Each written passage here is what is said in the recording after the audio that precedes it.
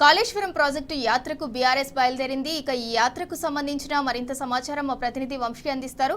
వంశీ, చెప్పండి, యాత్ర ఎక్కడి వరకు చేరింది? మేడిగడ్డకు ఏ సమయానికి చేరుకుంటారు? దీనికి సంబంధించి పూర్తి అప్డేట్ ఇవ్వండి.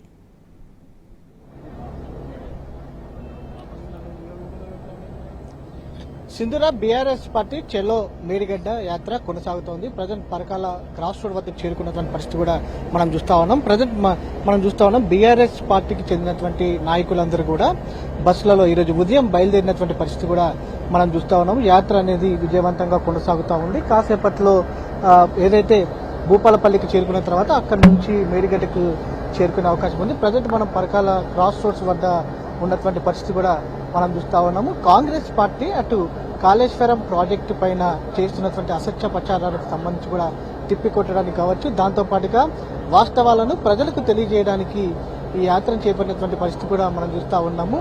మేడిగడ్డలో ఏదైతే కుంగినటువంటి పిల్లర్స్ కి సంబంధించి కేవలం ఆ మేడిగడ్డనే కాకుండా యావత్ కాళేశ్వరం ప్రాజెక్ట్ మొత్తాన్ని కూడా తప్పుపడుతూ కాంగ్రెస్ పార్టీ తీసుకుంటున్నటువంటి విధానాలను ఎండగడుతూ ఈ యొక్క యాత్ర చేపట్టినటువంటి పరిస్థితి కూడా మనం చూస్తా ఉన్నాం. మనతో పాటు మాట్లాడడానికి బీఆర్ఎస్ పార్టీ నాయకులు కూడా మనతో పాటు ఉన్నారు. వారితో కూడా మాట్లాడించే ప్రయత్నం చేద్దాం. చెప్పండి, ప్రధానంగా కాంగ్రెస్ పార్టీ గత కొద్ది రోజుల నుంచి కూడా చూస్తా ఉన్నాము, మేడిగడ్డకి సంబంధించి ఎక్స్పర్ట్స్ కమిటీ కూడా వేసినటువంటి దాఖలాలు లేవు. దీని గురించి మీరేమంటారు?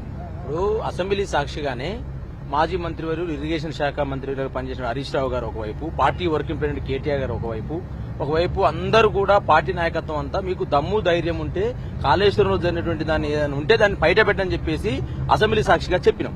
ఇప్పటికీ 75 రోజులు వచ్చింది కాంగ్రెస్ పార్టీ అధికారంలోకి వచ్చి. ఏమి కూడా అంటే ఎలక పిల్లలు కూడా తీయలే, గుట్టం తవ్వింది అంటారు కదా, ఎలక పిల్లలను కూడా తీయలే, ఏమి తేలలేదల్లా. ఇలా టీఆర్ఎస్ ప్రభుత్వం గానీ బీఆర్ఎస్ ప్రభుత్వం గానీ కేసీఆర్ నాయకత్వం గానీ ఇలా చాలా పకడ్బందీగా నిర్మాణం చేసిందనే అంశాన్ని ప్రజలకు తెలుసు, రైతాంగం తెలుసు, నిలిచింది. కాబట్టి వాళ్ళు ఏం చేయలేక ఇలా 420 హామీలు ఇచ్చినారు. 6 గ్యారంటీల్లో 13 అంశాలున్నవి. ఇవాళ మహిళలకు సంబంధించి 500 రూపాయల గ్యాస్ సిలిండర్ ఇస్తున్నారు, దాని మీద ఆంక్షలు ఉన్నవి. అంటే ఇవాళ కాంగ్రెస్ మేనిఫెస్టోలో పెట్టినటువంటి 13 అంశాలు 6 గ్యారంటీల్లో అన్ని అమలు చేస్తామని చెప్పినారు. మహిళలందరికీ ఉచిత బస్సు ప్రయాణం అన్నారు, కండిషన్స్ అప్లై. అదేవిధంగా 500 రూపాయలు గ్యాస్ సిలిండర్ ఇస్తామన్నారు, కండిషన్స్ అప్లై. 200 గృహ ఇస్తామన్నారు, కండిషన్స్ అప్లై. 2500 మహిళలకు ఇస్తామన్నారు, కండిషన్ అప్లై. అంటే ప్రతి అంశానికి ఓన్లీ మాత్రం అందరికి ఇస్తామని చెప్పి కాంగ్రెస్ పార్టీ కండిషన్ అప్లై పేరుతోటి ఇలా జనాలకు ఏదైతే ఈ అంశాలను ఏదైతే ఉన్నాయో ఈ పథకాలను ఎగ్గొట్టే ప్రయత్నం చేస్తా ఉంది. ఆ భాగంగానే ఈ పథకాల వైపు ప్రజలు చూడకుండా ఈ ఊర్లలో చూస్తే సార్ కరువు తాండం వేస్తా ఉంది, బోర్లలో నిండిపోతా ఉన్నవి, సాగునీరు రావట్లేదు, త్రాగునీరు రావట్లేదు, మహిళలు ఇబ్బంది పడతా ఉన్నారు. ఇలా కుళాయిల వద్ద గతంలో తెలంగాణలో ఎట్లయితే ఇప్పుడు కేసీఆర్ గారు బహిరంగ సభలో చెప్పారు, కాంగ్రెస్ పార్టీ అధికారంలోకి వస్తే కుళాయిల దగ్గర మహిళల పంచాయతీ అని చెప్పినారు. అదేవిధంగా సాగునీరుకి ఇబ్బంది అన్నారు. ఇలా ట్రాన్స్ఫార్మర్లు కాలిపోయే పరిస్థితి. కాబట్టి ఈ అంశాలన్నీ పక్కదో పట్టేలా ఏం చేయాలి? గత ప్రభుత్వాన్ని కేసీఆర్ గారు తిట్టాలి, కాళేశ్వరం ఇది జరిగిందని చెప్పాలి. అంతే తప్ప ఇలా డెఫినెట్ గా కాళేశ్వరం అనేది వరప్రాదాయం అనేది తెలంగాణ ప్రజలకు తెలుసు. సుమారు 1 కోటి ఎకరాల కాళోజీ చెప్పినట్టు మా తెలంగాణ 1 కోటి రత్నాల వీలు అన్నట్టు 1 కోటి ఎకరాల మాగాన్ని చేసే ప్రయత్నంలో కేసీఆర్ గారు ప్రయత్నం చేస్తే ఇవాళ కేసీఆర్ గారి యొక్క ప్రభను, కేసీఆర్ గారి యొక్క ప్రతిభను తూడిపేయాలని ఆలోచన చేస్తా ఉంది. ఇవాళ టీ న్యూస్ ద్వారా చెప్తా ఉన్నాం, ఇవాళ సుమారు 5000 మంది 1000 కార్లతోటి ఇవాళ మేడిగడ్డకు పోయి తెలంగాణకు కేసీఆర్ ఏమిచ్చిందని చెప్పడం కోసం ఇవాళ పోతా ఉన్నాం. డెఫినెట్ గా ఇవాళ తెలంగాణ ప్రజల గుండెల్లో కేసీఆర్ ఉన్నాడు.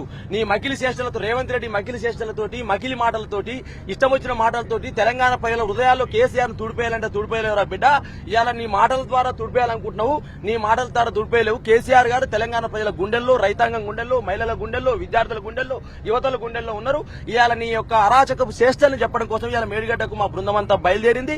డెఫినెట్ గా మేడిగడ్డ సందర్శిస్తాం, అన్నారం సందర్శిస్తాం, సుందిలను సందర్శిస్తాం. తెలంగాణ రైతాంగాన్ని ప్రజలకు కేసీఆర్ గారు ఏమి ఇచ్చిండనే దాన్ని చెప్తాం. డెఫినెట్ గా ఈ మేడిగడ్డ యాత్ర ఇయ్యాలతో ఆగదు. డెఫినెట్ గా ఈ కాంగ్రెస్ పార్టీ అంతం, కేసీఆర్ పంతం, ఈ అరాచక పాలనని అంతం పట్టడమే బీఆర్ఎస్ పార్టీ కార్యకర్తల యొక్క ఉద్దేశం. మొత్తం మీద మనం చూస్తాము, మరికొంతమందితో కూడా మాట్లాడించే ప్రయత్నం. చెప్పండి, కాంగ్రెస్ పార్టీ వ్యవహారాలు చూస్తే అసలు ఏమనిపిస్తా ఉంటుంది?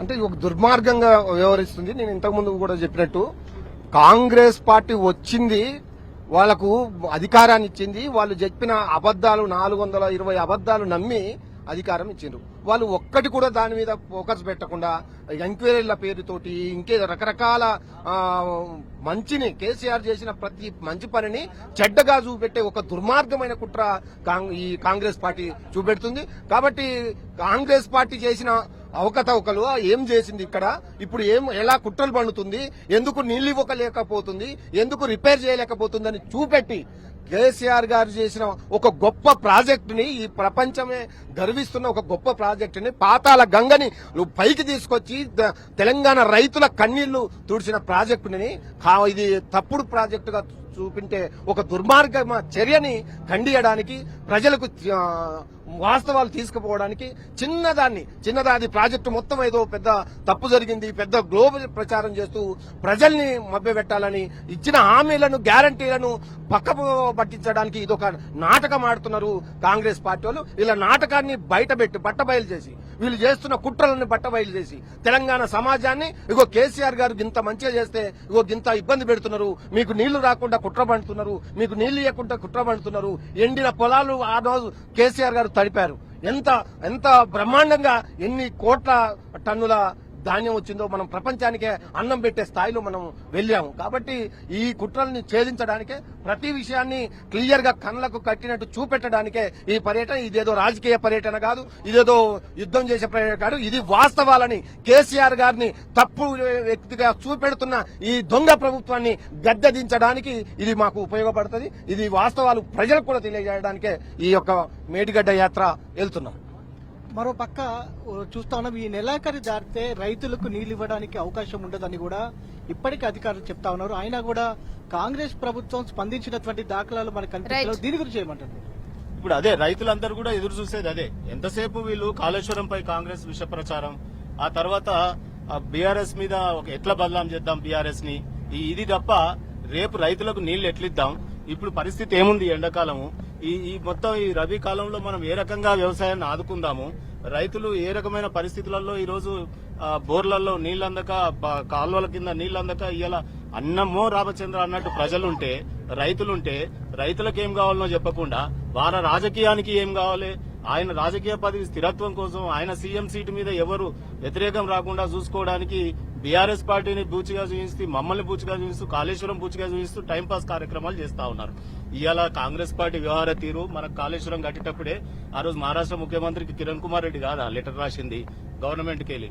ఆ తర్వాత రాజశేఖర రెడ్డి గారు 14,000 7,000తోనో ప్రాజెక్టు మొదలుపెట్టి కాల్వలు తవ్వి జలయజ్ఞం అని ఆ రోజు పత్రికలు పుస్తకాలు ప్రింట్ చేసినప్పుడు రేవంత్ రెడ్డి గారు ఎక్కడున్నారు, ఏ పార్టీలు ఉన్నారు?